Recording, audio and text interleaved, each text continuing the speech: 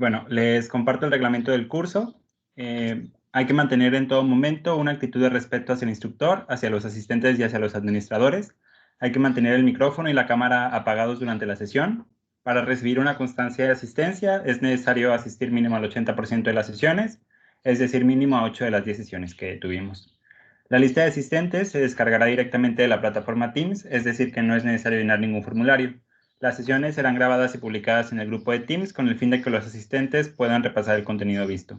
Queda prohibida la difusión de las grabaciones, así como usarlas para un fin distinto al establecido. Por último, no se poseen los derechos de autor de todas las gráficas, imágenes y ejercicios que se mostrarán durante la sesión. Sin embargo, estas se muestran única y exclusivamente con carácter educativo. Como les mencionamos el día de ayer, al final de la sesión del día de hoy nos gustaría tomar una fotografía para tenerla de recuerdo y también hacérsela llegar al doctor Luis Gerardo. Entonces, bueno, por eso será al final de la sesión. Les pediremos que los que gusten y puedan hacerlo, prendan su cámara para tomar esta fotografía que les comento. Y bueno, ahora sí, le cedo la palabra al doctor Luis Gerardo para esta última sesión. Muchas gracias, Mauricio. Bueno, pues llegamos al final de una etapa, pero les voy a comentar que es prácticamente la punta del iceberg. Entonces vamos a continuar viendo un poco de aplicaciones, porque estamos en una etapa muy temprana en el aprendizaje de lo que es la técnica de resonancia magnética nuclear.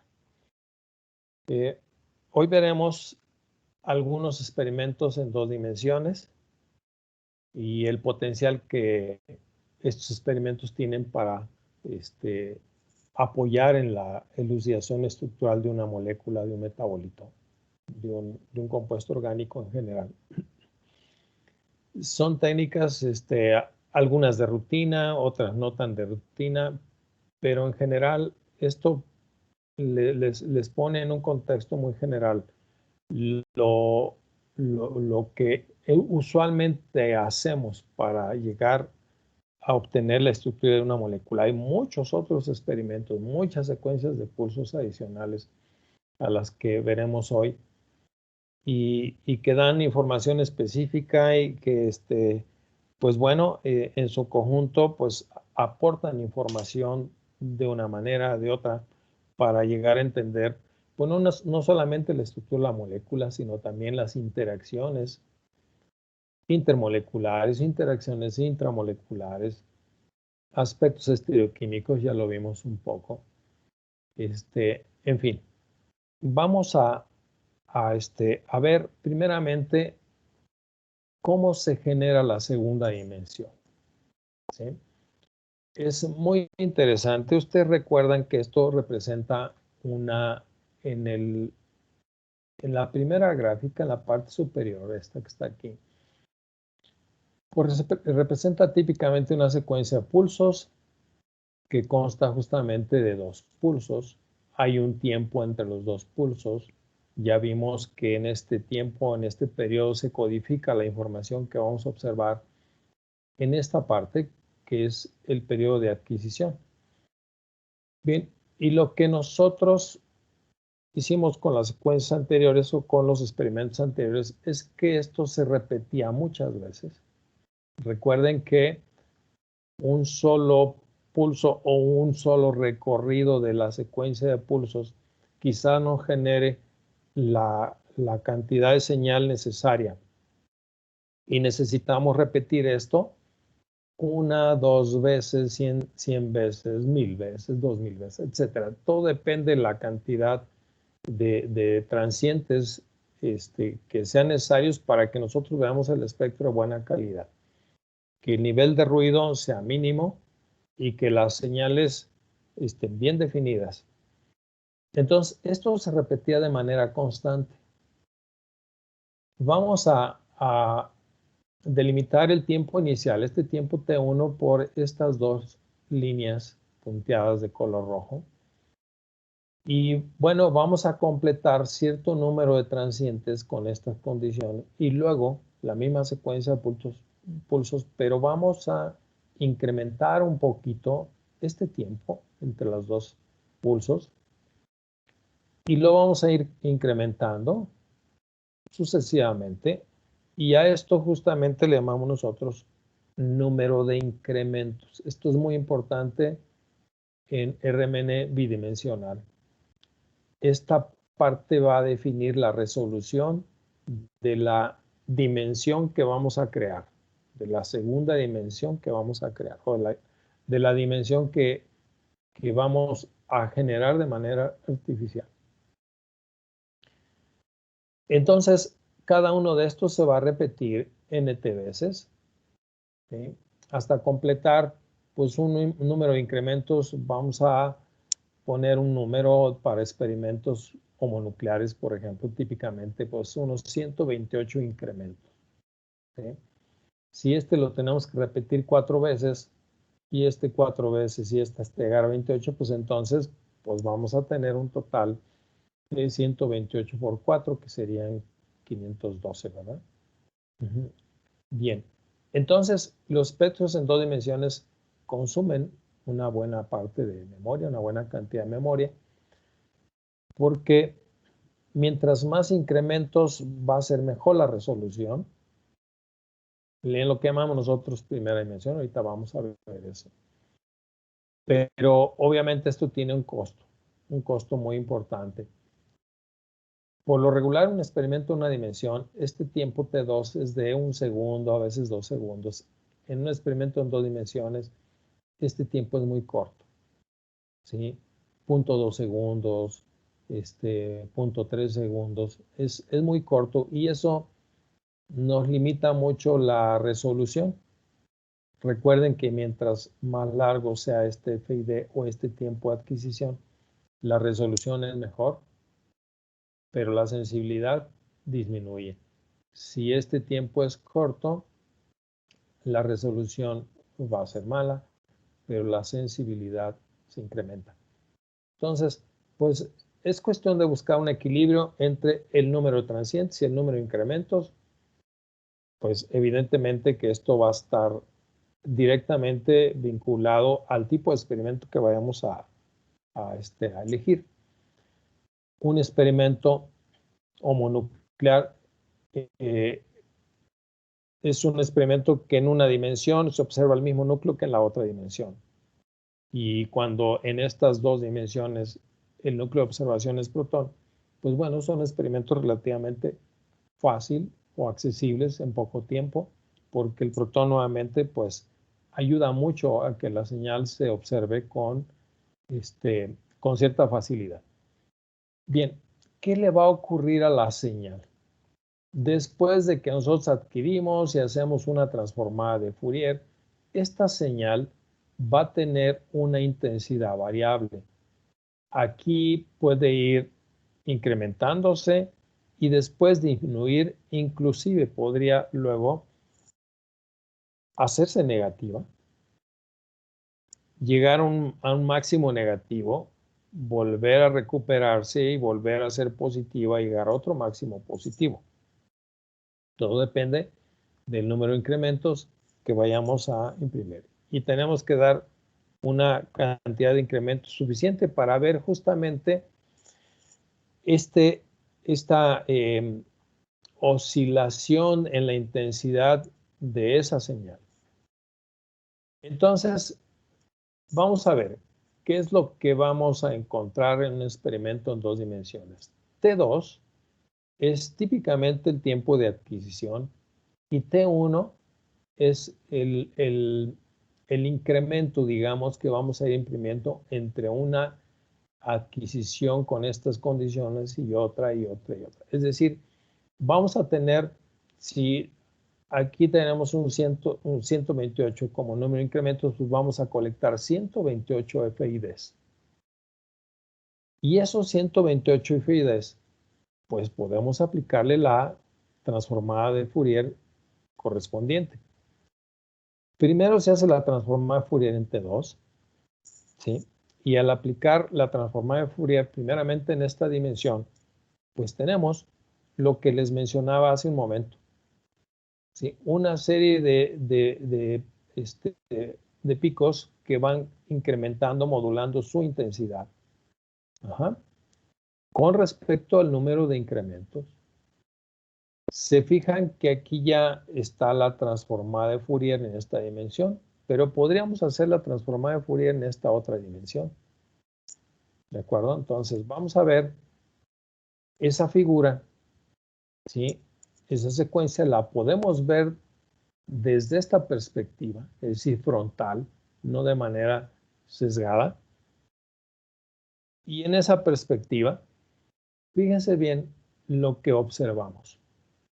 Esto tiene toda la apariencia de un FID artificial. Este FID es justamente lo que nos genera el número de incrementos que nosotros estamos viendo, estamos utilizando. Evidentemente que, bueno, esto no alcanza los 128 que yo les había mencionado, pero bueno, nos da una idea de que cada uno de estos incrementos representa un punto del FID. Y entonces, pues tenemos otro FID adicional al que tenemos en el tiempo de adquisición, de forma natural, digamos. Y este FID, pues podemos someterlo a otra transformada de Fourier. Bien, pues entonces hagamos la transformada de Fourier y vamos a observar un pico. Se fijan que ya tenemos ahora en el dominio de la frecuencia las dos dimensiones. Este pico, pues bueno, finalmente tendría esta apariencia. Este es un incremento, dos incrementos, tres y así sucesivamente. ¿Sí? El conjunto de incrementos que vamos a tener para un pico en particular, pues va a tener esa forma. La manera de analizar más fácilmente un experimento en dos dimensiones es observarlo como desde arriba. Digamos, vamos a suponer que esto es como una especie de una montañita. Bueno, pues observemos desde arriba ese pico de esa montañita y vamos a observar lo siguiente. Esto que le vamos a llamar contornos. Y este contorno, pues justamente va a tener una posición dentro de esa matrícula o este rectángulo o cuadrado que estamos observando aquí. Ajá. Bien, por lo regular, este contorno va a estar correlacionado con picos en una dimensión y en otra dimensión. Vamos a ver dos núcleos. Vamos a suponer que tenemos dos núcleos, pero no están acoplados. Recuerden que si hay dos protones acoplados, cada uno de esos daría una señal doble. No. Ahora, si tenemos dos núcleos no acoplados, pues simplemente nos van a dar de forma individual cada uno a su propio desplazamiento químico en esta matrícula, en esta matriz de datos, en esta figura rectangular. Y lo que vamos a observar desde este vértice hasta el otro, vamos a observar que todos caen en esta línea diagonal. Bueno, dos protones en esta ocasión, pero pueden ser muchos más. Y vamos a tener una diagonal, siempre y cuando nosotros tengamos el mismo núcleo en esta dimensión con respecto a esta otra dimensión. Nuevamente los contornos pues van a estar orientados en esta forma. Se fijan que estos contornos les vamos a llamar pues picos diagonales, ¿sí? O contornos diagonales. Y estos nuevamente correlacionan de forma ortogonal, ¿sí? A las señales que en el espectro de una dimensión pues aparecen a cierto desplazamiento químico. Esto es válido también para el otro. También tenemos una correlación con el mismo núcleo en una dimensión y en la otra, porque los dos tienen desplazamientos químicos diferentes, los estoy de alguna forma ilustrando con colores diferentes. En otras palabras, el desplazamiento químico de este pico está todo contenido en este contorno. Y el desplazamiento químico para toda la información de desplazamiento químico está contenida en este contorno. Muy bien. Entonces los picos diagonales van a ser muy importantes. Vamos a ver ahora qué ocurre con dos núcleos acoplados. Es decir, cada uno de estos daría una señal doble. Bien, veríamos en la diagonal los picos que corresponden y sucede que fuera de esta diagonal vemos estos otros picos vistos desde la parte, digamos, desde la perspectiva aérea. Entonces observaríamos los picos diagonales y los que están fuera, es decir, los contornos que están fuera de esta diagonal, les vamos a llamar picos de cruce. Vean ustedes que los picos diagonales siguen conteniendo la información de desplazamiento químico solo del núcleo que origina este desplazamiento químico. Y también en este otro caso para el otro spin. Pues recuerden que cada uno de estos es una señal doble. Son dos protones acoplados. Sin embargo, los picos de cruce tienen información de desplazamiento químico de este spin y de este otro spin. Y lo mismo es válido para el otro. Decimos en el argot del RMN bidimensional que esto es debido a una transferencia de coherencia. Entonces vamos a analizar tanto los picos diagonales como los picos de cruce, pero los picos de cruce me van a decir quiénes están interactuando, en el caso particular de este experimento, quiénes están interactuando de manera escalar, quiénes están acoplados. Bien, vamos a ver cómo podemos interpretar esta información con algunos ejercicios. Bien, necesitaremos un poco más de tiempo para analizar lo que llamamos nosotros formalismo de operadores producto, pero bueno, podemos de manera muy simple decir que los picos diagonales son frecuencias que no se afectan durante el periodo de mezclado. Ahorita les voy a ubicar dónde tenemos nosotros un periodo de mezclado. Como su palabra lo dice, es un periodo de mezclado de las coherencias de ambos spins. En otras palabras, aquí estamos mezclando el desplazamiento químico de ambos spins. Y aquí tenemos mezclado el desplazamiento químico de ambos spins. Y los picos de cruce, ¿sí?, son muy importantes, que dice que se afectan durante el periodo de mezclado. En el caso de los picos diagonales, pues no hay ese mezclado, pero en los picos de cruce sí hay ese mezclado. Es la famosa transferencia de polarización o transferencia de coherencia también. ¿Sí?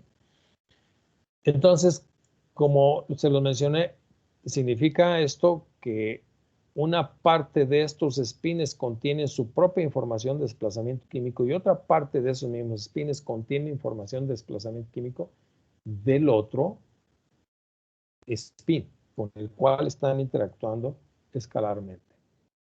Miren, hay varias secuencias de pulsos. De hecho, vamos a ver ejemplos de estos.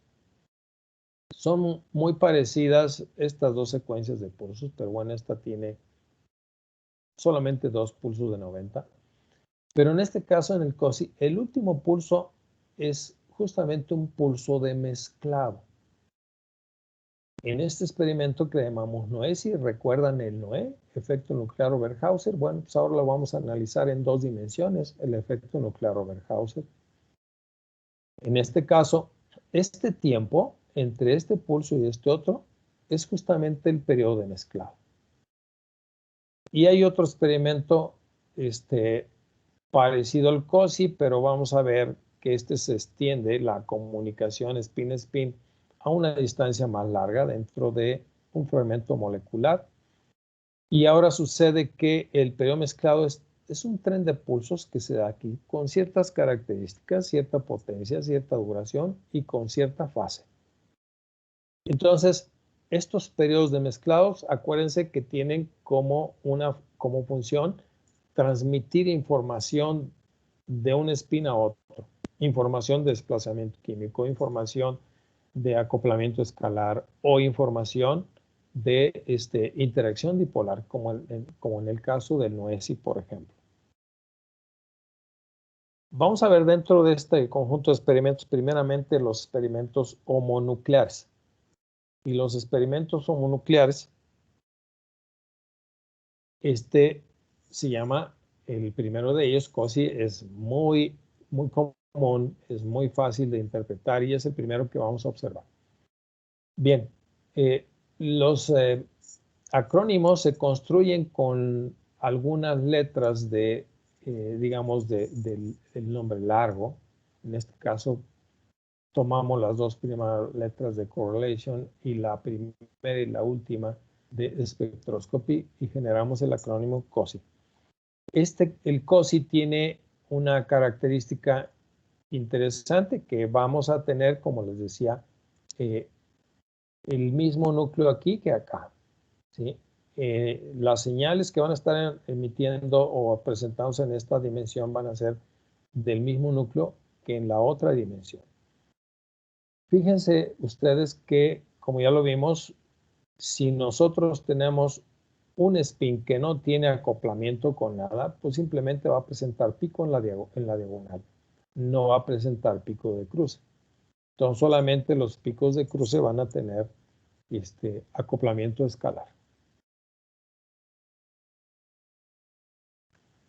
Vamos a... Es un poco el desarrollo que hace uno cuando vemos el fenómeno o la técnica a través del formalismo de apoderar su producto. Estos operadores que vemos aquí les llamamos operadores en fase y estos operadores les llamamos operadores antifase. Y bueno, estos son los que los que tienen la función de hacer la transferencia de coherencia y lo estamos viendo en la forma en que está constituido este operador producto. En este caso, bueno, se fijan ustedes que I representa a un spin, a un núcleo, y S representa a otro núcleo. Bien, este núcleo está a lo largo de Z, en este caso el spin S, y aquí está en el eje Y, ubicado a lo largo de Y. Tienen una forma interesante, la forma gráfica de estos operadores, pero vean lo interesante es que acá están intercambiados los ejes. En este caso sería Z en vez de Y y acá es Y en vez de Z. Y estamos nosotros viendo que aquí hay una transferencia de coherencia efectiva y estos son los operadores antifase. Bueno, pues aquí tenemos un operador, la forma gráfica de un operador en fase, la forma gráfica de un operador antifase y la forma gráfica del otro operador antifase. Se han hecho muchos esfuerzos para hacer representaciones gráficas de esto que luego resulta un poquito poco intuitiva, pero para hacerlo más asimilable y con gráficas, pues bueno, muchos de esos operadores se representan en un sistema de coordenadas. Esta molécula ya la habíamos visto, pero vimos un experimento de Noe-Dífenes con esta molécula. Vamos a ver cómo podemos interpretar el COSI de esa molécula. Pongo experimentos sencillos porque bueno, traigo por ahí una molécula un poco más compleja, pero bueno, para que se aprecie muy bien cuál es la secuencia que se sigue para hacer el análisis de un experimento COSI. Entonces, ubicamos la diagonal, ahí está, y vamos a ver la correlación entre los espines, ubicándolos por un rectángulo que podemos nosotros partir de un pico diagonal. De manera horizontal hacemos el recorrido y encontramos un pico de cruce y luego hacemos el descenso y nos movemos nuevamente a la derecha y encontramos aquí nuestro rectángulo, ¿sí? Está denotado por esa línea discontinua. Y bueno, pues simplemente a través de los vértices de este rectángulo, de los picos de cruce, En otras palabras, fíjense bien, este rectángulo está ocupado por 2 picos diagonales y 2 picos de cruce. Muchas veces se hace la interpretación simplemente trazando una línea de un pico de cruce al otro. Se fijan que esto es como el plano de simetría de reflexión entre estos 2 picos de cruce. Pero bueno, una vez que nosotros tenemos el marco, simplemente hacemos la proyección hacia la dimensión, pues hacia esta dimensión. Perdón. Y decimos entonces que este protón está escalarmente acoplado con este, es decir, están vecinos. Y se ve claramente que tiene una constante de acoplamiento orto. Si analizamos la molécula, hay dos posibilidades de acoplamiento vecinal. Es el protón 3' con el protón 4' y el protón 5' con el protón 6'. ¿De acuerdo? Acá no hay protones vecinos en esta parte. El protón 5 y 8 están en posición para. Estos no darían correlación porque la constante de acoplamiento es mínima. Entonces, por lo tanto, veríamos 2 correlaciones y aquí tenemos que, aplicando un poquito de intuición química, vemos que este es un sistema conjugado y que este protón lo esperaríamos más desplazado hacia la izquierda. ¿Sí? Recuerden que para este protón que estaría en 6', este grupo es un grupo donador y entonces este lo podría desplazar hacia la derecha. Bien, entonces por lo tanto la interacción de este que está el más desplazado está hasta 8 partes por millón y que tiene interacción con este nos lleva de manera precisa a ubicar que este es el protón 4 que tiene acoplamiento con el protón 3'. Y seguimos buscando las correlaciones. La extrapolación también la podemos hacer de manera horizontal. ¿Sí? Este protón está acoplado con este, o simplemente en el rectángulo extrapolaríamos nuestra línea de conexión con este y con este otro, y es lo mismo que lo que hicimos en esa proyección. Aquí tenemos otra correlación, tenemos otros 2 picos de cruce y sus 2 picos diagonales correspondientes. Entonces simplemente hacemos la proyección hacia arriba y nos dice estos 2 protones son los que están acoplados y estos corresponden a 5 y a 6', 5' y 6'. Es muy fácil diferenciarlos. Podríamos hacerlo sin un experimento COSI, pero bueno, esto está, simplemente lo pongo para ilustrarles de una manera muy sencilla y que se interprete fácilmente cómo vamos a proceder para el análisis de un experimento COSI. Vean que el protón 6', como les decía, debería aparecer más a campo alto porque tiene el efecto donador en orto de este grupo oxígeno, pues efectivamente se va a campo más alto que 5'. Pero hay una forma más fácil de diferenciar entre estos dos. 6' tiene acoplamiento meta con 8'. Entonces por eso se ve como un doble de dobles y 5' ya no alcanza a acoplarse con 8'. Entonces es otra forma de diferenciarlos. Cuando ustedes inician la asignación de los espectros de resonancia, esto que estamos haciendo es asignar, ¿sí?, a qué protón corresponde cada conjunto de señales.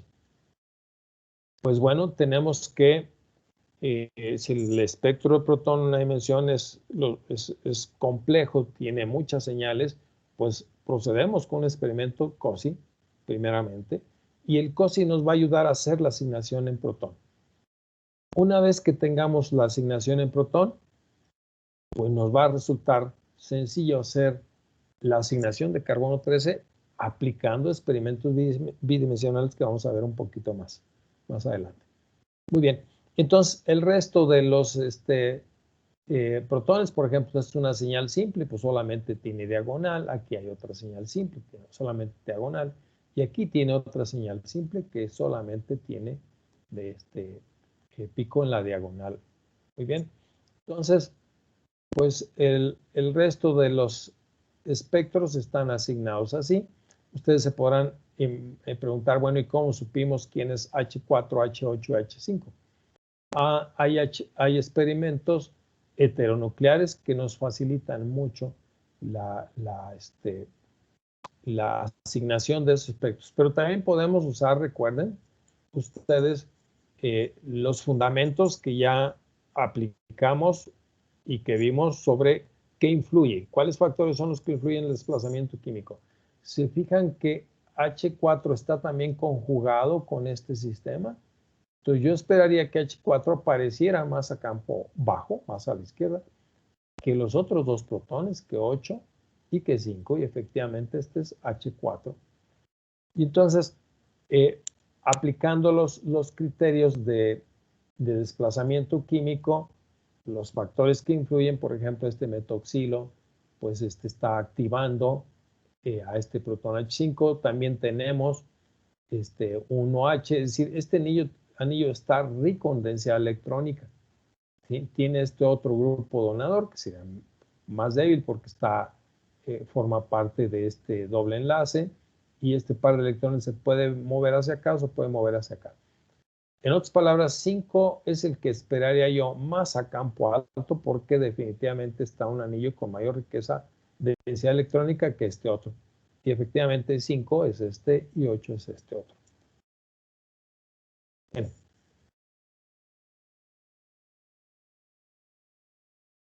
Este espectro lo tengo más desarrollado, sí, en otro. Vamos a hacerlo, el análisis de este espectro en otra diapositiva, que tuve que unir con un experimento muy familiar y muy vinculados para hacer la diferenciación entre uno y otro, es decir, para ver qué me proporciona uno y qué me proporciona en términos de formación estructural el otro.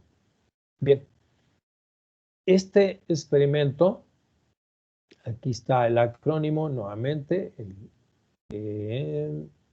aquí sería TO, perdón, ajá, y la C nada más, TOXI. Este experimento, como su definición lo dice, vamos a tener una correlación total, así lo dice. Realmente no es una correlación total. El COSI lo que ve, como lo acabamos de analizar, es la interacción con protones vecinos. Es decir, por ejemplo, aquí vamos a poner que este es el protón A, pues ve A con B. B estaría viendo la correlación con A y con C. C con B y con D. Es decir, solamente prácticamente a 3 enlaces. Eventualmente, si el acoplamiento es fuerte y es una interacción a 4 enlaces, pues también la podría ver el COSI.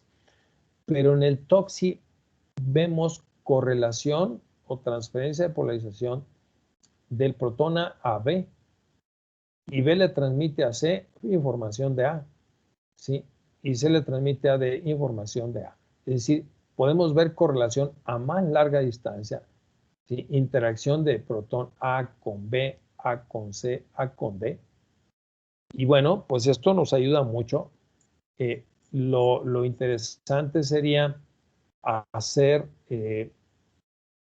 primero el análisis de un COSI y luego hacer el análisis de un TOXI, porque si no, si hacemos el análisis de un TOXI primeramente, no podríamos diferenciar cuáles son los acoplamientos vecinales, porque aquí se vería toda la interacción a una distancia de varios enlaces.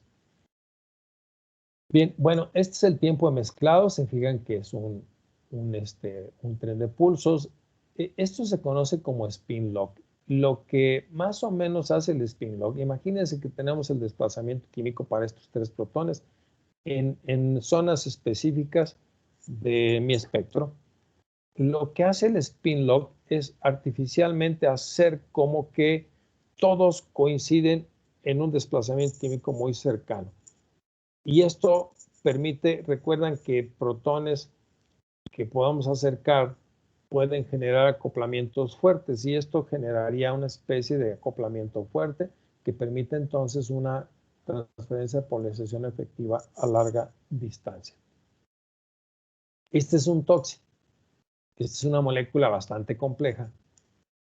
Pero vamos a ver, por ejemplo, vamos a ubicarnos con este metilo, que daría una señal doble porque está acoplado con un protón. Aquí hay un protón y aquí está el metilo. Pues esta es la señal doble de ese metilo 20. Fíjense ustedes entonces que el metilo 20 tendría correlación con el protón 7. El COSI se quedaría hasta ahí. Correlación del metilo 20 con el protón 7 y ya no veríamos más. Pero vamos a ver en esta vertical, vamos a ver qué contornos está encontrando en esta correlación. Primeramente vamos a ubicar a 7. Aquí está 7. Esta es la correlación vecinal con 7. Pero se fijan que también está dando correlación con 8, con 14 y con 15, ¿sí? Con 6 axial y con 6 ecuatorial. Fíjense bien, el metilo nos permite determinar la correlación en todo este fragmento, con 7, con 6. Acá ya no hay protones, por eso ya no siguió. Cuando hay un carbono cuaternario se interrumpe esa transferencia de polarización. Entonces vamos de nuevo. De aquí brinca a 7, luego a 6, luego a 8, luego a 14 y luego hasta 15. ¿Se fijan todo el pedazo de correlación que nos dio este experimento? Ajá. Pues es sumamente útil para moléculas de este tipo, ¿sí? Por ejemplo, podríamos ver la correlación de 16 con 5, con 14, con 8 y podemos ver la correlación en todos estos fragmentos. ¿De qué va a depender la correlación? Del tiempo de mezclado, ¿sí? Cuando se hacen experimentos de este tipo, a veces uno prueba un poquito con un tiempo de mezclado de cierta cantidad, digamos. Nada más que en un toxis hay que tener mucho cuidado porque un tiempo de mezclado largo puede dañar la sonda porque genera calor, genera bastante calor. Muy bien, entonces, pues ya tenemos otra herramienta más para no nada más ver de un protón vecino a otro protón vecino, sino ver desde un fragmento hasta otro fragmento, hasta donde nos permita ver la correlación, justamente esto en función del tiempo de mezclado que nosotros elegimos. Bien, este también es un experimento de correlación homonuclear. En esta dimensión tenemos protones y en esta dimensión tenemos protones. Vean, el análisis justamente del COSI y luego el TOXI, pues nos permitió asignar todos los protones de esta molécula. ¿Sí? Es muy importante hacer esta tarea. Ajá. Haciendo esta tarea, nosotros podemos, por lo tanto, tener una base de datos de nuestros espectros con una buena correlación para que podamos eventualmente, pues, utilizarlos en esa base de datos para hacer asignaciones más rápidas. Bien, les decía efecto nuclear Oberhauser, pero visto en dos dimensiones. No vamos a entrar en detalles en la secuencia de pulsos, pero vamos a ver, este es el resultado de un experimento Noesi. Y también es un experimento monuclear. Si ustedes se fijan, son protones y son protones. No crean que resolvemos las estructuras con un espectro de protón y uno de carbono. No, tenemos que hacer varios experimentos e ir reuniendo la información que nos provee cada uno de ellos y finalmente conjuntarla toda y toda debe de coincidir para la estructura que nosotros debemos o estaríamos proponiendo eventualmente. Este experimento no da correlación escalar, como en el caso del toxi y el protón. Recuerden que la correlación escalar es acoplamientos a través de enlaces. En este caso, es interacción a través del espacio. Aquí estoy ilustrando, por ejemplo, la interacción entre el protón 3 con el protón 15. ¿Sí? Fíjense ustedes aquí está claramente la correlación entre estos dos protones, incluso hasta de 3,28, por supuesto, 3 también tendría aquí correlación con el protón 28. Vean la distancia a la cual está el protón 3. Vamos a ubicar el protón 3, aquí está. Y bueno, todos los enlaces que hay hasta llegar a 15, pero sucede que en el espacio están relativamente cercas. ¿A qué me refiero con relativamente cercas? A una distancia menor de 5 Angstrom. El efecto nuclear Weyerhaeuser disminuye muchísimo con la distancia. Lo alejamos un poquito y ese efecto puede desaparecer. Bien, entonces, pues esto nos ayuda muchísimo a asignar estereoquímica y también a hacer análisis conformacional.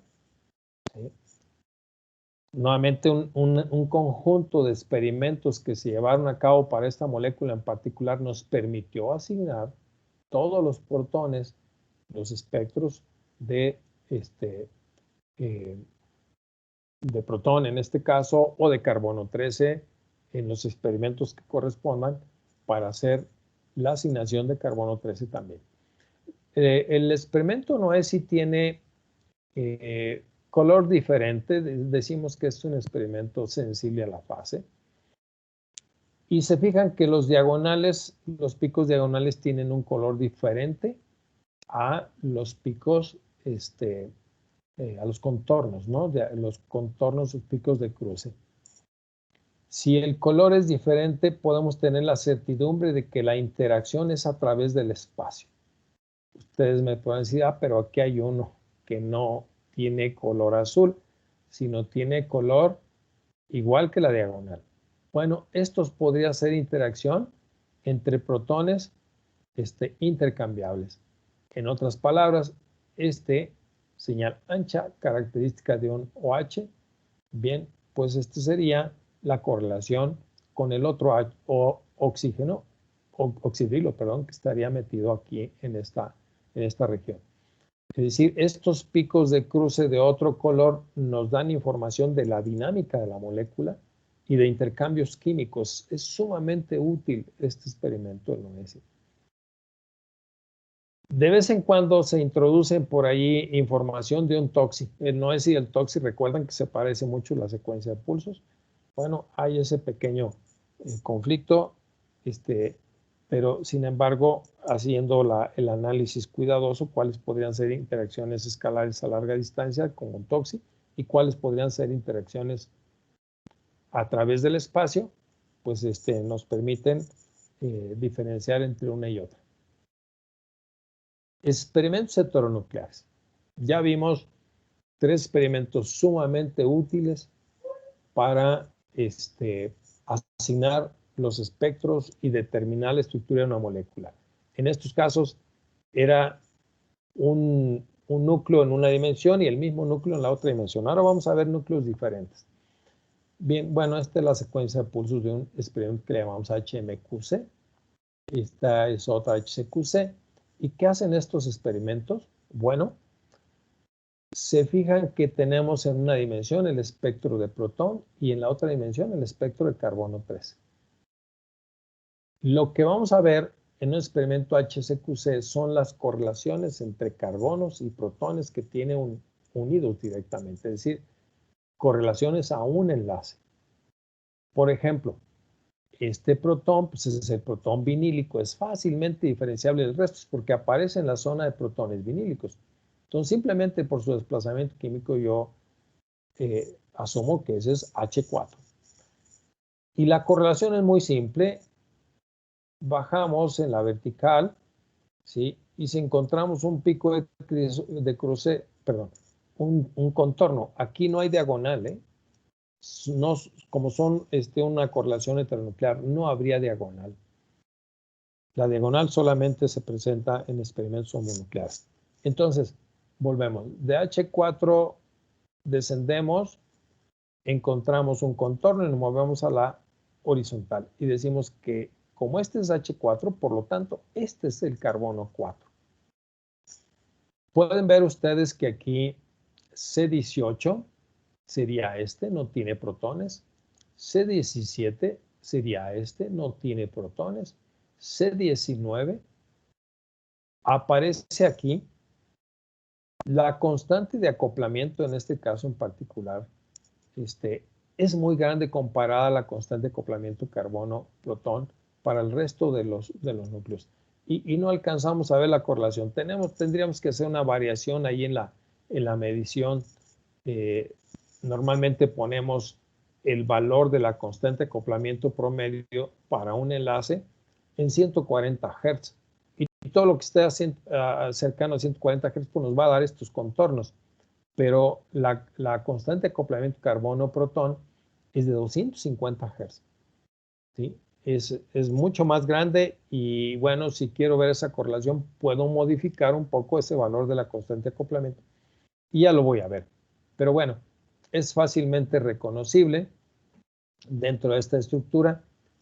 Un protón alquínico es de hecho, este es el protón del alquino y no tiene esa correlación porque, les decía, está fuera del intervalo del promedio de constancia de acoplamiento que está considerando este experimento. El otro punto interesante es que también es un experimento sensible a la fase. El HMQC que puse por ahí o vimos la secuencia muy rápidamente, no es sensible a la fase. Por eso luego preferimos hacer un experimento HQC. Bien, pues estos experimentos sensibles a la fase nos dan información, ¿sí? Vemos que, por ejemplo, aquí tenemos nuevamente la señal doble del metilo 20 y tiene color azul. Y ya puedo extrapolar, ¿sí?, que también es un metilo porque tiene color azul. Y los otros que no parecen señales de metilos porque la integral pues, nos dice que solamente es un protón, son CHs. En otras palabras, todos los contornos de color azul son debido a metilos y a CHs, a CH3 y a CHs. Y los rojos son debido a CH2. Vamos a ver una expansión de esta zona y estamos viendo la correlación. Fíjense ustedes, por ejemplo, C15 tiene correlación con dos contornos. Estos dos contornos son los protones del metileno en el carbono 15, ¿sí?, unidos a este carbono. Y son diastereotópicos. Recuerden que como hay centros quirales en esta molécula, pues todos los metilenos se vuelven diastereotópicos. Entonces cada protón da su propio desplazamiento químico. Y entonces decimos, se ve claramente, la señal de un carbono correlaciona con dos protones, pues decimos que este es un metileno, ¿sí? Además tiene color diferente a los metilos y a los CHs. También bueno, y entonces vemos que sería bueno, aquí sería 15 cuasi ecuatorial, el otro sería 15 cuasi axial porque es un anillo de 5. Y así sucesivamente hacemos todo el análisis. Si a ustedes les gusta armar rompecabezas o puzzles, como le llaman ustedes, pues es algo parecido. Prácticamente armar un rompecabezas. Aquí tengo interacción de esto y ya encontré este fragmento y este otro está unido con esto. Y así vamos avanzando, experimento tras experimento, complementando la información estructural. Bien. Hay otro experimento, aquí es donde les decía yo del HCQC.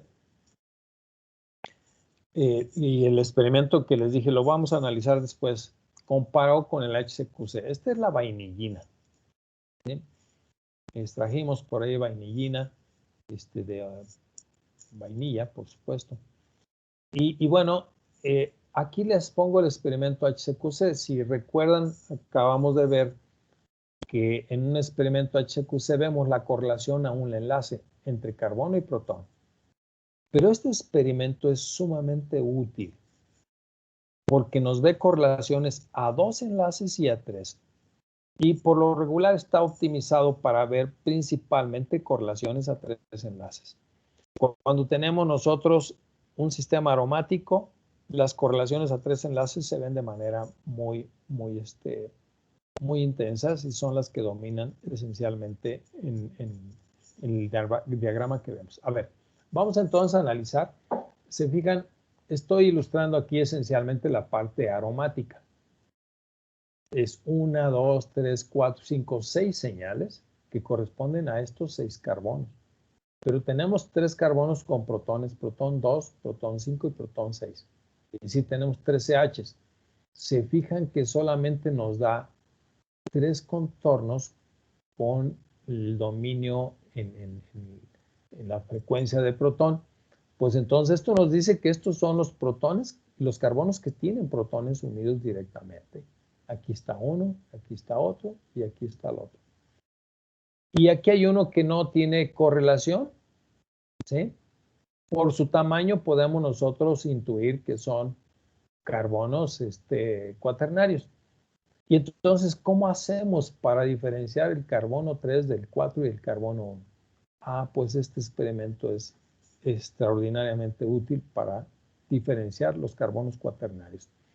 Si tenemos una herramienta para asignar todos los carbonos que tienen protones unidos directamente, pues ahora tenemos una herramienta que nos permite asignar los carbonos cuaternarios.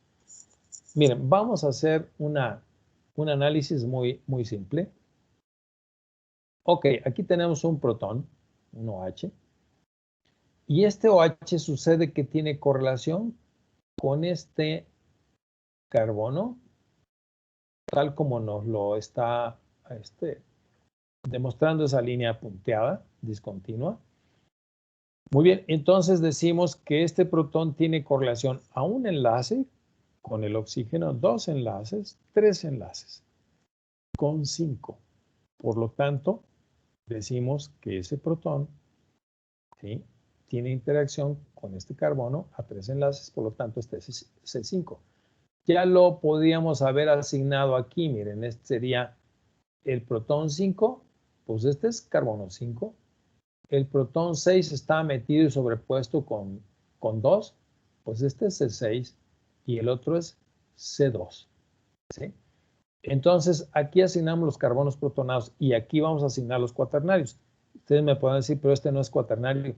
Ah, sí, pero también tenemos a este, que es cuaternario, y también tenemos a este, que es cuaternario, ¿sí? Vean ustedes el protón aldehídico. Aquí está el carbono del carbonilo del aldehído. Y entonces podemos guiarnos nosotros en esta secuencia. Y bueno, haciendo una expansión de esta señal, realmente no están bien conectados 6 y 2, pero podemos ver que este carbono puede tener acoplamiento a 1, 2 y 3 enlaces con 2 y a 1, 2 y 3 enlaces con 3. Y se alcanza a ver ahí la correlación con los dos, ¿sí? Entonces, ya estamos asignando a estos dos. El protón aldehídico está aquí. Y el protón aldehídico, bueno, tiene correlación a 1, 2 enlaces con el carbono cuaternario base del aldehído. Y aquí estamos viendo la correlación a 2 enlaces con este. Déjenme ver si es este es C6, C5, C2. Sí, es justamente el carbono 1. Ajá. Ahora vean, el OH tiene correlación nada más y nada menos con este carbono, que es el carbono 3, y el carbono 3 es este. ¿Sí? Adicionalmente, el metilo, los protones del metilo tienen correlación con el carbono 3, y aquí lo podemos ver, y nos confirma que esta señal es carbono 3. Y analizamos también el carbono 4, pues también tiene correlación a 2 enlaces con el carbono 4, y así sucesivamente. Entonces, fíjense bien, ¿cómo completamos el panorama? Este experimento nos permite asignar todos los carbonos que tienen protón.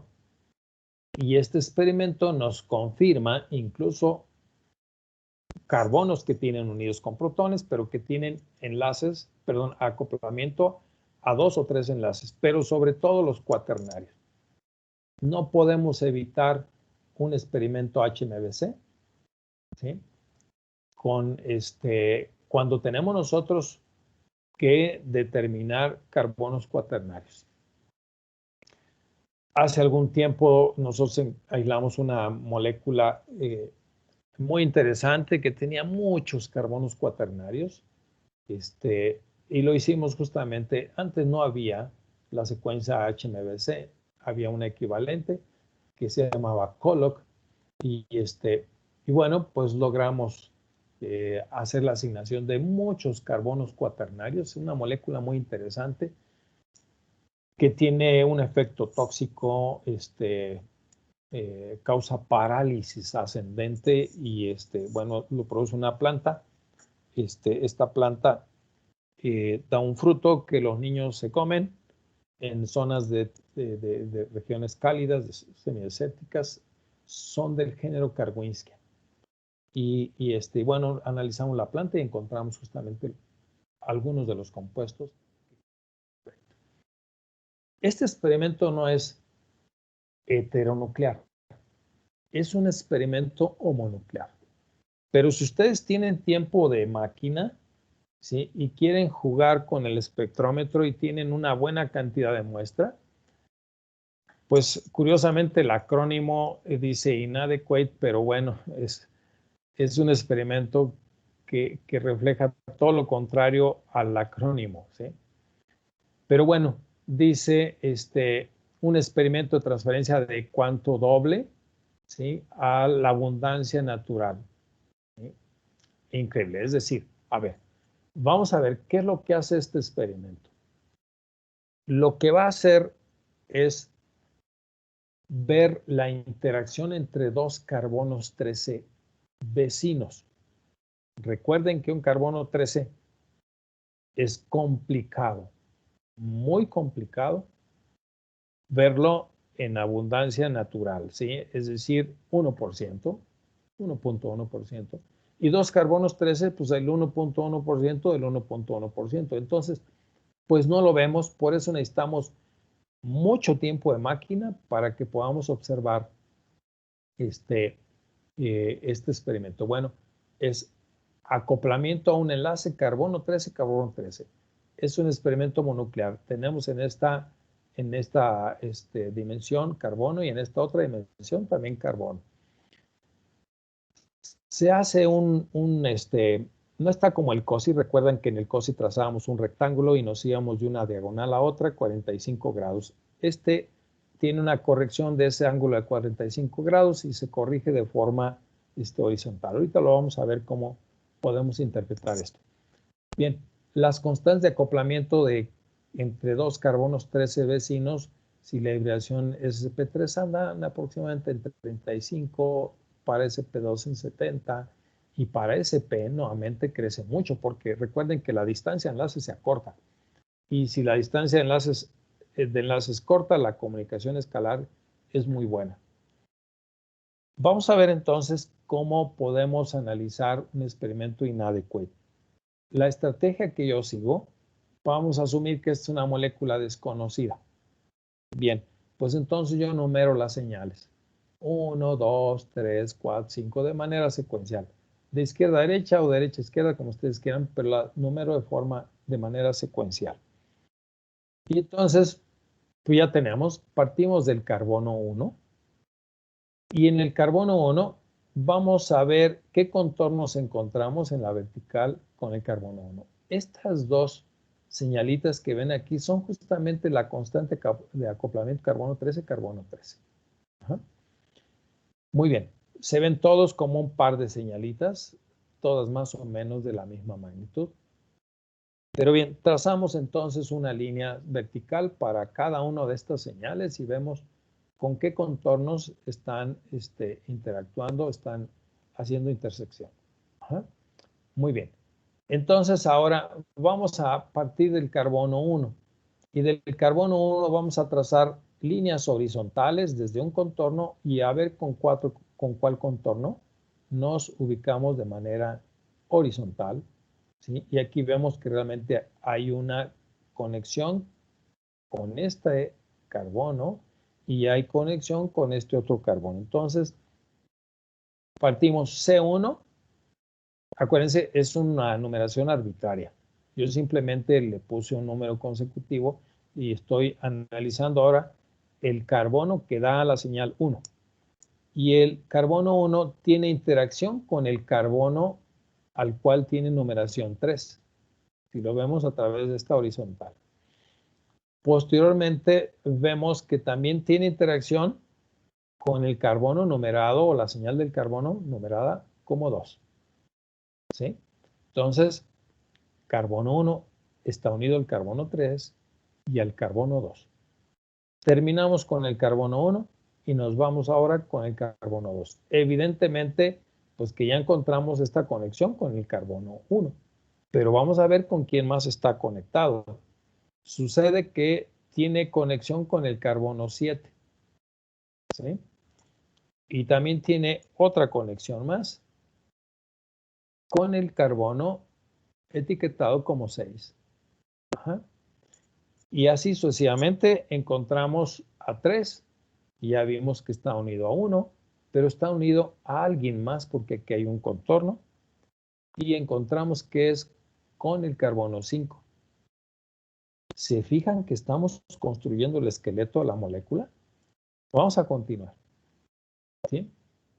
Ahora vemos el carbono 4 está unido también al carbono 7, tal como está unido el carbono 2. El carbono 4 también tiene unión con el carbono 5. ¿Sí? Y se fijan que se cerró la comunicación. ¿Sí? Estamos formando un ciclo aquí en este punto. Vamos a continuar entonces con 6. El carbono 6 también tiene conexión con 5. ¿Sí? Perdón, con 8. ¿Dónde está? 6 con 8. Aquí está, no es cierto. A ver, es 5 con 8, perdón. 5 con 8. No habíamos terminado con 5.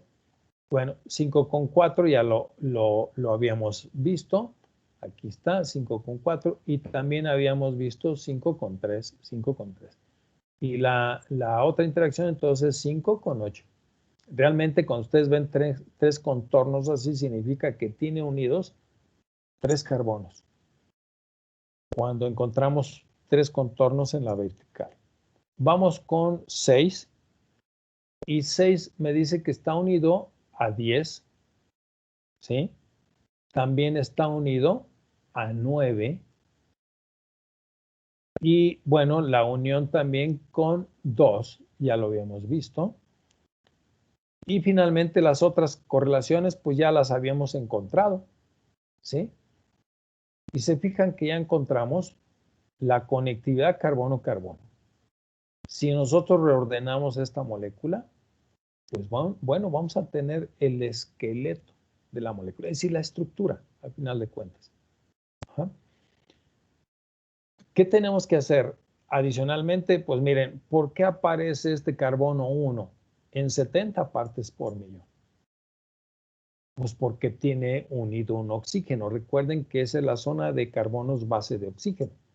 Entonces, si nosotros reinterpretamos esto, encontramos que efectivamente el carbono 1 está unido a un oxígeno, tiene hibridación sp3. ¿Sí? Si observamos el espectro de protón de esta molécula, pues veríamos el OH, ¿verdad? Que intercambiaría con agua. Ajá. Y ya tenemos la estructura de la molécula. Con un solo experimento encontramos el esqueleto hidrocarbonado de la molécula. ¿Sí? O el esqueleto, la conectividad carbono-carbono de nuestra molécula. No importa qué tan compleja sea. El detalle es que es un experimento, por eso dice abundancia natural increíble. ¿Sí? Entonces, pues carbono 13 juntos implica mucho tiempo de máquina. Casi no usamos este experimento porque de pronto no hay tiempo de máquina disponible. Y por otro lado, la concentración tampoco nos da. Lo que suele hacerse es agregar, para que salgan los espectros más rápido todavía, agregar reactivos de relajación paramagnética, les llamamos. Recuerdan ustedes que los carbonos 13 tienen tiempos de relajación diferentes y unos aparecen más pequeñitos y otros aparecen más grandes. Entonces, simplemente les agregamos un agente de relajación paramagnética para que se relajen rápidamente y entonces el experimento sea más corto. Un experimento inadecuado sería muy útil. El problema es que vamos a contaminar el espectro con esta sustancia, ¿sí? Tendríamos que valorar si utilizamos esa sustancia o no, pero bueno, es un truco que suele usarse cuando tenemos problemas con la molécula, cuando también la molécula no es reactiva, que bueno, se llama trisacetilaceto de cromo. Es muy útil para hacer que los carbonos se vean de tamaño homogéneo y también nos ayuda a integrar los espectros de carbono. Nos queda tiempo para hacer el análisis de mezclas. Voy a pararla. Vamos a ver. Vamos a parar de compartir esta pantalla y voy a buscar el otro. Ok. Y comentarles rápidamente qué podemos hacer con el análisis de mezclas. Es un tema muy útil, muy útil. Lo van a ver ustedes. Y compartamos la pantalla. Aquí está. Tenemos que tomar algunas precauciones para hacer el análisis de mezclas. Y primero, bueno, pues hay que medir el área bajo la curva. Recuerden que es la integración. Hay que hacer por triplicado mínimo esa integración para sacar un promedio de la integración. Es muy importante. Hay que también considerar los tiempos de relajación. Recuérdense que también los protones, de pronto las integrales no tienen la misma magnitud porque esas señales pueden tener ligeras diferencias en relajación y por lo tanto emiten cantidades diferentes de señales, ¿sí?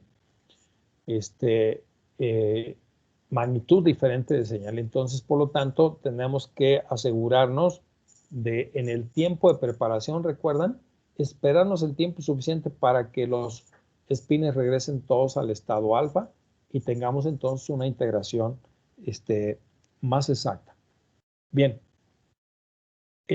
no hay que considerar los NH, los OH como un protón integrable para hacer el análisis de una mezcla, porque recuerden que estos dan generalmente señales muy anchas. Si eventualmente el disolvente en el cual ustedes están sacando su muestra lleva por ahí un poquito de agua deuterada o de algún deuterio que puede intercambiar con esos protones, pues va a haber un error en la integración. Tan solo por el ancho de línea, no es recomendable elegir estos protones como un punto de referencia para hacer la integración ahí. Hay que usar una señal de referencia. Yo les mencionaba en los espectros de protón que, bueno, era una integración relativa. Y les mencioné, pero miren, si usamos un estándar, podemos tener una integración absoluta. Ajá. Entonces, muy importante que si vamos a utilizar un compuesto de referencia, pues que las señales del compuesto de referencia no se sobrepongan con las señales del analito. Necesitamos este pico de la señal de referencia bien separaditos para que podamos hacer la cuantificación de manera exacta. La sustancia de referencia debe ir en el mismo tubo, es decir, acuérdense que hay, no recuerdo si les mencioné, pero hay un fenómeno que hay que cuidar mucho cuando hacemos análisis cuantitativo sobre los tubos traen alguna diferencias luego en las paredes, tienen algunas imperfecciones y bueno, pues eso se le denomina algunas características propias del tubo y del analito disuelto en el disolvente que se esté usando, le llamamos susceptibilidad magnética. Entonces, si tenemos tubos diferentes, podemos estar haciendo un cambio en la susceptibilidad magnética y eso puede traer pequeños errores. Bueno, por eso hay que tenerla en el mismo tubo. Obviamente la sustancia que sea químicamente inerte, que no vaya a reaccionar con el analito, que tenga de preferencia no se vaya a estar evaporando mientras ustedes hacen el análisis. A veces la sustancia de referencia, dice uno, puede sugerir, bueno, quiero que se elimine porque tiene un punto de ebullición bajo y pues me evito de purificar mi muestra. Pero si la van a utilizar como referencia, tengan cuidado porque a veces la medición dura cierto tiempo y esto puede traer problemas en la cuantificación. ¿Por qué? Porque con respecto al tiempo va a cambiar la concentración de sustancia de referencia. Hay que hacerlo a temperatura constante. ¿Recuerdan? Por ahí había una pregunta sobre las bandas satélites. Voy a tomar mi pluma y espero estar más atinado con mi pulso. Muy bien. Vamos a ver, miren, en una señal, vamos a suponer que nosotros tenemos el cloroformo, ¿sí? Este es el cloroformo normal. Y sabemos que nosotros tenemos una mezcla de isotopómeros. Hay dos tipos de cloroformos. Perdón, déjenme borrarlo. Ese no va. Déjenme hacerlo en otro lado. CH, Cl3. Un cloroformo tiene carbono 12 y el otro tiene carbono 13. ¿De acuerdo? De cada 100 moléculas, aproximadamente son 99 de carbono 12, y de cada 100 moléculas, aproximadamente, esta es el 1%. Ajá. 99% y 1%. Muy bien. Por lo tanto, nosotros vamos a tener al protón, a este protón, como una señal simple. ¿Por qué? Porque tiene carbono 12 y el carbono 12, recuerden que no tiene spin. Entonces, esa señal originada por el carbono 12, perdón, por el protón unido a carbono 12, es esa que están viendo ustedes ahí. A los lados de esta señal, cuando ustedes hacen la ampliación en la vertical, van a encontrar un par de señalitas pequeñas, ¿sí?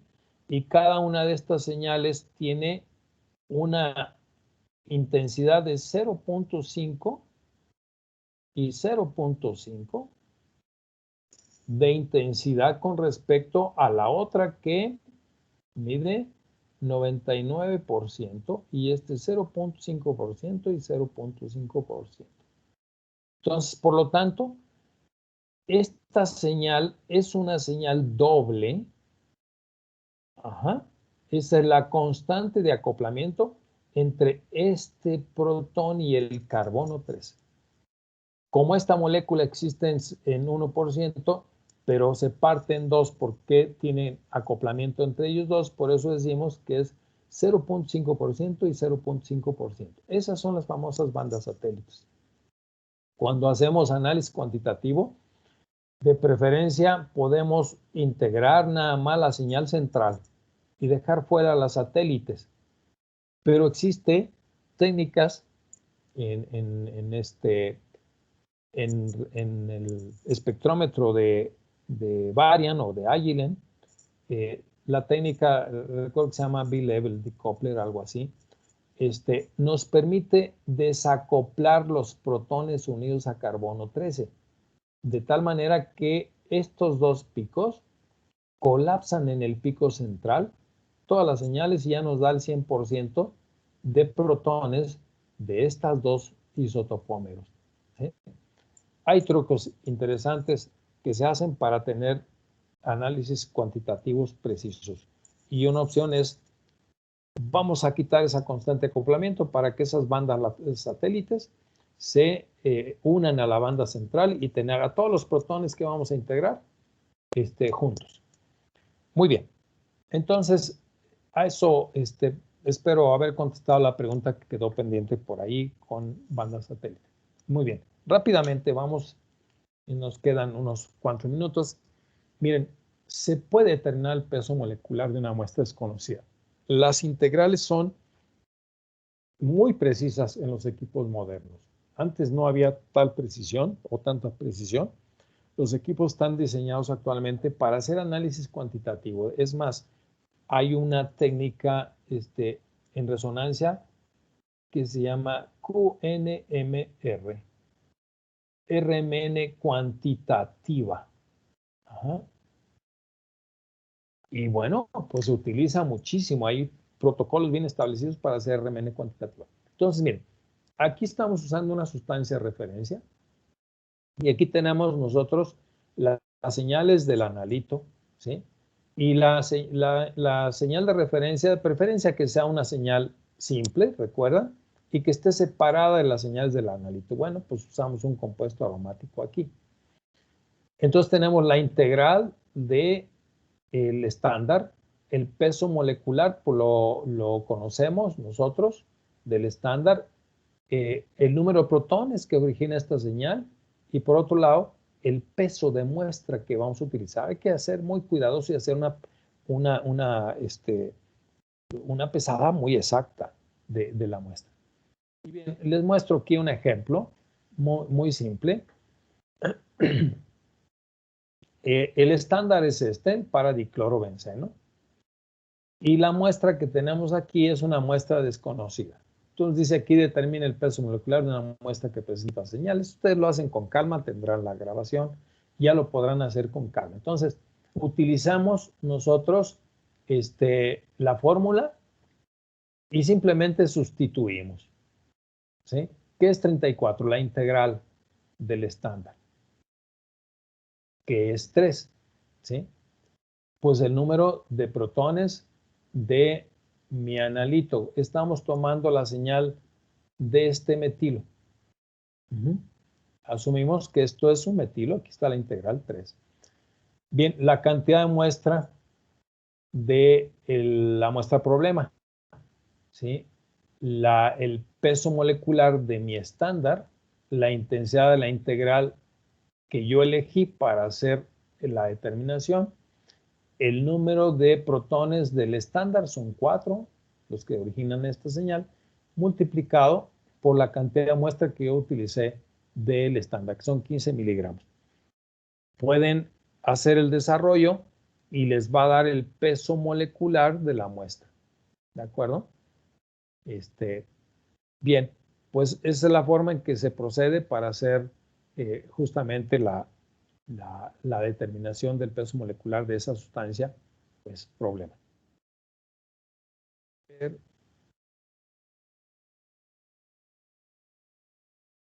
Bien, porcentaje de hidrógeno.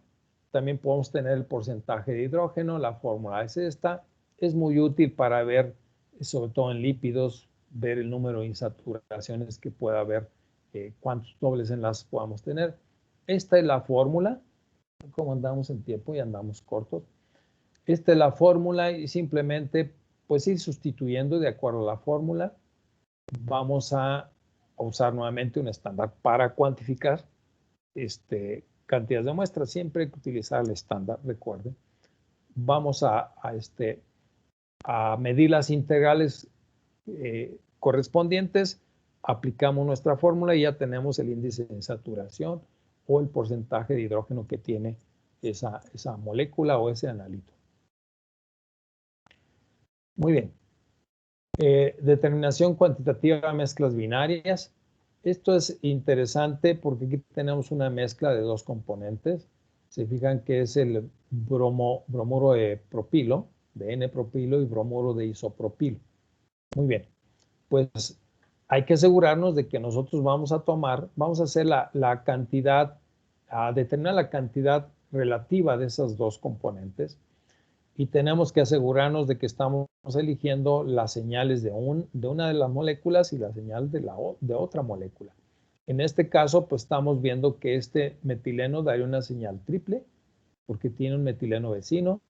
Y bueno, pues este es el metileno adyacente al bromo. Y este otro, como tiene 6 protones unidos, pues es una señal séptuple y es fácilmente diferenciable. Bueno, entonces integramos, ¿sí?, ambas señales y esta integral A con respecto a esta otra. Muy importante, esta integral azul de este metileno pues es originada por 2 protones y esta solamente por un protón. Por eso el 2A que estamos viendo aquí. Esta es una relación molar, lo que estamos, una fracción molar. ¿Cuál sería la fracción molar de esta molécula? Pues bueno, sustituimos los valores de integral B entre 2A más B. ¿Por qué 2A? Porque aquí solamente hay un protón, tenemos que multiplicarlo por 2, ¿sí? Para que la integración, es decir, la cantidad de núcleos sea equivalente, pues. Y lo mismo hacemos para determinar la fracción molar del otro protón. Muy bien. Les platico una experiencia personal que yo tuve.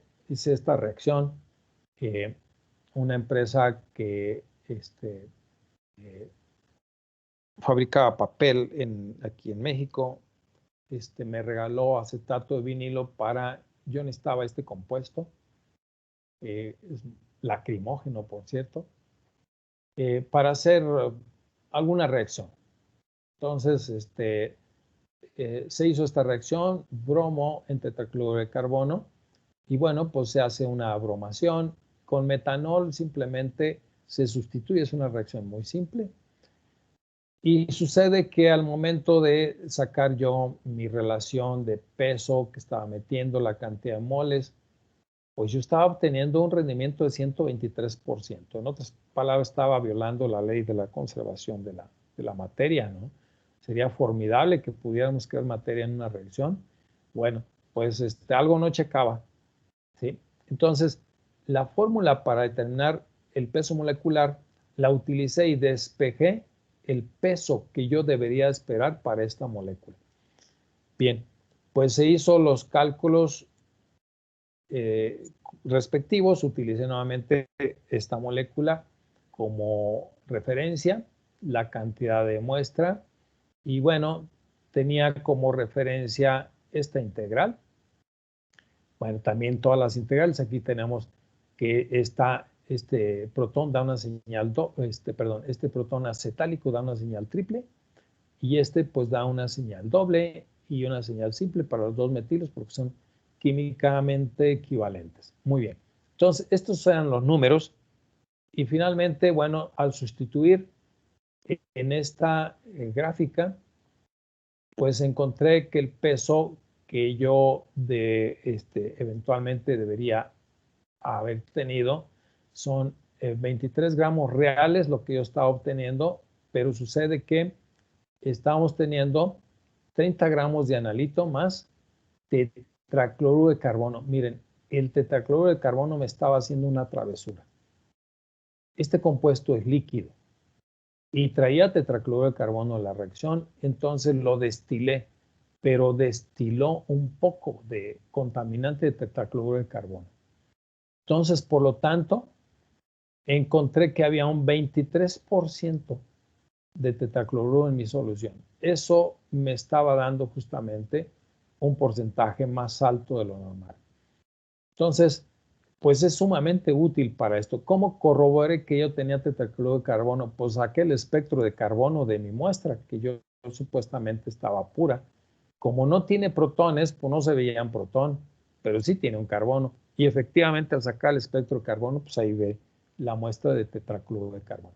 Realmente, de acuerdo a estos números, a final de cuentas sí tenía un rendimiento aceptable, pero era tan solo del 94.6% mi rendimiento y no de 123%, como originalmente lo estaba percibiendo. Muy bien, pues finalmente, jóvenes, llegamos al fin del curso, tenemos 5 minutos. Solo me resta agradecerte mucho, Mauricio, la oportunidad de comunicar un poco de las técnicas y de los fundamentos de la resonancia. La idea es despertar interés en esta técnica. Hay un camino todavía bastante largo, podemos decir, para llegar a niveles de utilizar ya el formalismo operados producto, desarrollar secuencias de pulsos, etc. Es simplemente una pequeña muestra de lo que podemos hacer con resonancia y tratar de crear un poco la idea de que hay todas estas técnicas que en algún momento les pueden ser útiles, ¿sí?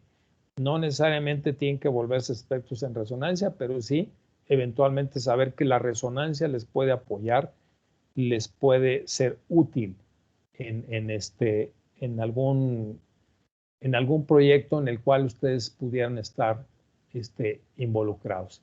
Siempre que tratamos con moléculas orgánicas o inclusive moléculas inorgánicas, pues recuerden ustedes que tenemos a la resonancia como una herramienta analítica sumamente poderosa para hacer análisis estructural, interacción molecular y muchas otras tantas cosas que se puede hacer RMN in situ, RMN a nivel in vivo, RMN de proteínas, en fin. Es apenas una pequeña muestra, asomarse un poquitito a esta enorme cantidad de posibilidades que ofrece la resonancia. Gracias por su atención a todos. Espero les haya sido útil y entonces pues seguiremos por aquí trabajando en resonancia magnética nuclear. Gracias, Mauricio. Gracias a todos. Muchas gracias, doctor. ¿Le parece bien si tomamos la foto? Hay unas cuantas dudas en el chat, pero me parecería bien si tomamos la foto antes para que si alguien tiene que salir y gusta salir en la foto, pues todos pueden empezar a prender su cámara si gustan. Muy bien. Un segundo. A ver, no sé si ya se ve mi imagen, si se ve o no se ve, no lo sé. Espérenme. Sí, ya lo podemos ver. Ok.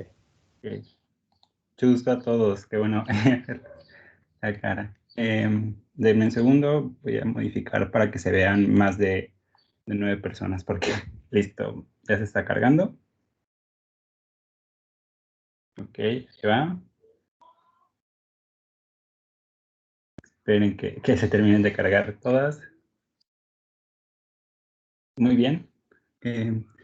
Doctor Luis Gerardo, me parece que se apagó su cámara. No sé si la tengo prendida. Sí, sí está encendida. Ahorita la apagué, la voy a volver a encender. No, ya lo vi, ya lo vi. Me había dejado de aparecer un segundo. Que como me parecen muchos. Sí. Bueno, ahora ya no lo veo de nuevo. A ver, poner en primer plano. Por ahí estoy, por ahí debo estar. Que no lo veo. A ver, déjenme lo pongo en anclar.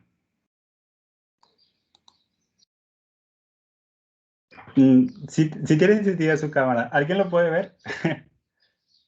¿Sí lo ven? No, ¿sí?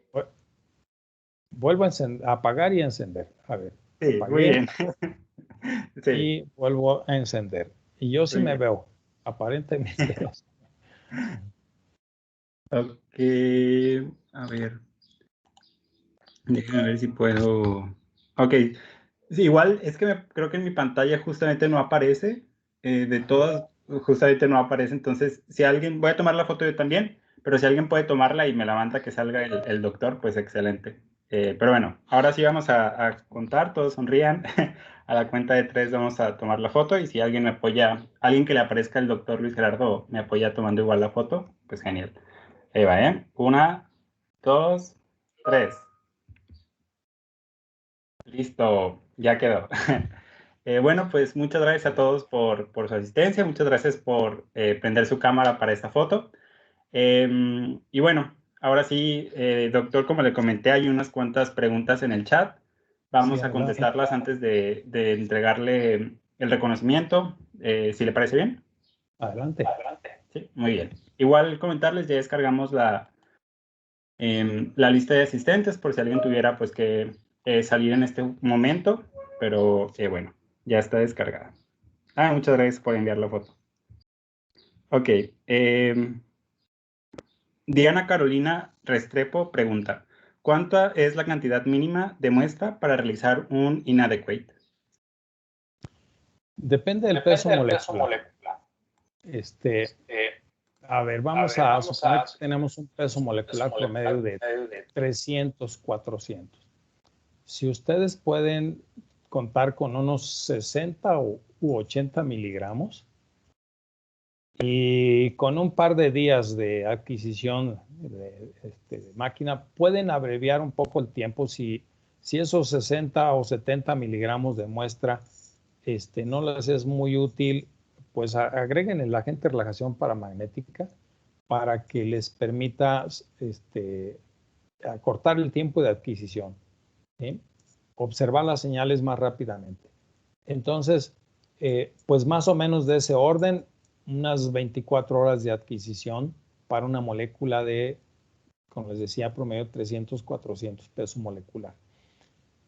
También hay un experimento que se llama adequate, en vez de inadequate, se llama adequate, y utiliza el protón, en vez de detectar carbono 13, utiliza el protón. Es un poco diferente, no es tan simple la interpretación como el ejemplo que les mostré, pero también ayuda mucho para ver esta conectividad carbono 13, carbono 13. Se hace de forma indirecta a través de protón. Se llama adequate. Ese puede tomar menos tiempo porque acuérdense, estamos viendo como núcleo de observación protón. Muy bien, gracias, doctor. Jorge Jesús Montes Patiño, que creo que es quien preguntó sobre las satélites, pues le agradece por lo de las bandas satélites que explicó al final de la sesión. Cita Georgina pregunta, ¿RMN tiene fórmula si quiero cuantificar porcentaje de agua? Sí, claro. Por supuesto, el agua pues da una señal ancha. Habría que asegurarse que la molécula o los componentes que están mezclados con esa agua no vaya a tener protones intercambiables porque pueden entonces alterar la integral del agua. Pero el agua da una señal y hay técnicas. Si ustedes buscan un poquito en la literatura especializada, yo he visto varios artículos para cuantificación de por ejemplo, el grado alcohólico, ¿sí? de un destilado, de cualquier bebida alcohólica, pues se puede determinar el grado alcohólico viendo la proporción de agua con respecto a la proporción de etanol presente en la solución. Pero sí se puede, por supuesto que sí. Muy bien, muchas gracias, doctor. David Cadena pregunta, ¿podemos determinar peso molecular aproximado de materiales poliméricos mediante esta técnica? Sí, hay que ser muy cuidadosos. Realmente la resonancia no está diseñada para determinar pesos moleculares. El artículo que yo consulté, por cierto, no puse la cita ahí, debía haber puesto la cita. Es un artículo que tiene varios años, es un artículo clásico. Pues en aquel momento dado, la aproximación era, no sé, un error de más o menos quizás 10, 5%, ¿sí? La integración hay que hacerla con mucho cuidado porque cualquier variación va a repercutir mucho en el peso molecular. Entonces, digamos que no es una técnica optimizada para determinar peso molecular. Pero recuerden que tenemos un depth. Vimos que el depth, el que nos da todos los carbonos protonados, todos con un protón, todos con 2 protones y con 3 protones, pues nos ayuda mucho a complementar la información para sacar peso molecular. Esa técnica combinada con la experiencia en desplazamientos químicos, el análisis cuidadoso de desplazamientos químicos, me daría realmente un peso molecular exacto cuando tenemos moléculas ordinarias con carbonos, hidrógenos, oxígenos y algún otro heteroátomo como nitrógeno o incluso flúor. Pero hay que manejarlo con cautela y bueno, se puede tener el peso molecular promedio de un polímero a través de una técnica que se llama polidispersión. Nosotros tenemos un trabajo relativamente reciente en donde se usaron 2 técnicas. espectrometría de masas junto con resonancia en un proceso ortogonal para determinar la polidispersión de algunos polímeros biológicos, y coinciden las dos técnicas en ver la polidispersión. ¿Cuál es la distribución de pesos moleculares de un polímero? Es muy útil la resonancia para hacer este tipo de análisis, polidispersión en polímeros. Muy bien, muchas gracias, doctor. Ya las últimas dos preguntas que están en el chat son de Diana Patricia Méndez Díaz. Ella pregunta, ¿cuánto es la cantidad de muestra que se necesita generalmente para el análisis de RMN? Y los espectros de 2 dimensiones ya traen asignado el número de protones correspondientes a la molécula, como se mostraba en el espectro.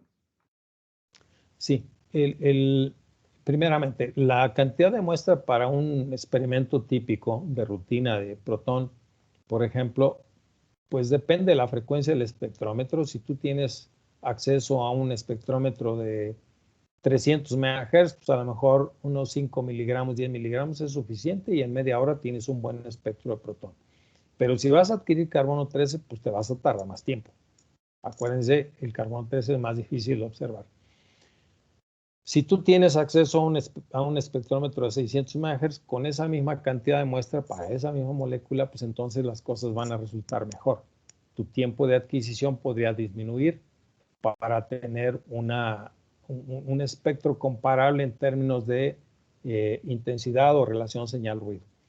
Entonces, es común que nosotros hagamos todo el conjunto de experimentos que yo les mostré.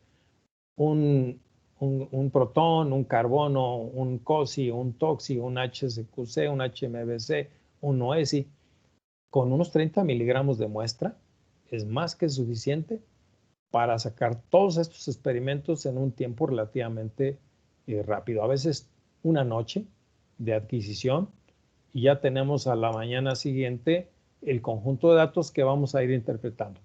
Para la siguiente pregunta, entonces, el COSI, imagínate en esta hipotética secuencia de experimentos que nosotros hicimos. Bien, todo lo vamos a ir conjuntando para saber quién está acoplado con quién. El COSI no nos viene, hay técnicas, por supuesto, hay algoritmos. El mismo fabricante tiene algoritmos y tiene unas software bastante interesante, los fabricantes, en este caso Bruker, para a partir de los espectros hacer el análisis y darte estructuras tentativas que tú tienes que confirmar.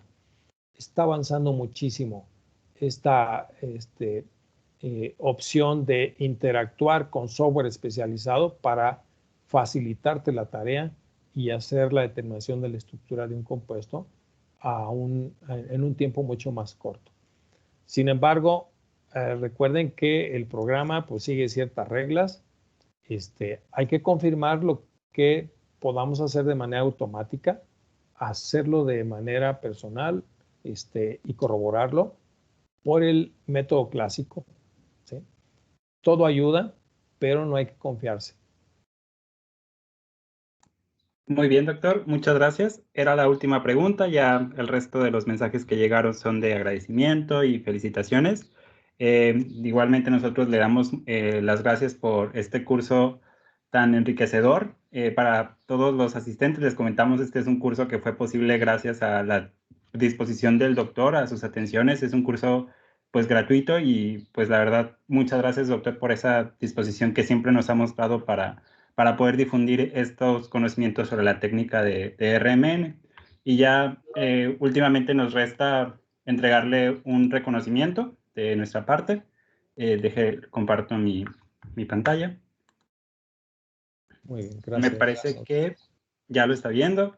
Y bueno, la Unidad Profesional Interdisciplinaria de Ingeniería, Campus Guanajuato, otorga el presente reconocimiento al doctor Luis Gerardo Cepeda Vallejo, investigador SNI 3 de la Escuela Nacional de Ciencias Biológicas del Politécnico Nacional, por compartir con la comunidad politécnica su conocimiento y experiencia como facilitador del curso Caracterización Estructural por Resonancia Magnética Nuclear, impartido del 19 al 30 de abril del 2021, con una duración de 15 horas, organizado por el capítulo estudiantil de la Sociedad Mexicana de Materiales en la UPIG del IPN. Silao de la Victoria, Guanajuato, a 30 de abril de 2021, Atentamente, la técnica al servicio de la patria, maestro en ciencias, Salvador Cruz del Camino, director. Muchas gracias, doctor, por el curso y bueno, esperamos seguir colaborando pronto. Cómo no, Mauricio, muchas gracias nuevamente por la invitación. Gracias a todos por su paciencia. En un curso así en vivo no hay oportunidad de editar, pero bueno, esperemos que tanto el sonido, las imágenes, todos se hayan transmitido bien y les sea muy útil. Gracias a todos por su atención y pues seguimos en contacto, Mauricio, para lo que se ofrezca. Saludos y gracias. Gracias, doctor. Excelente fin de semana para todos. Igualmente, doctor. Hasta luego. Hasta luego.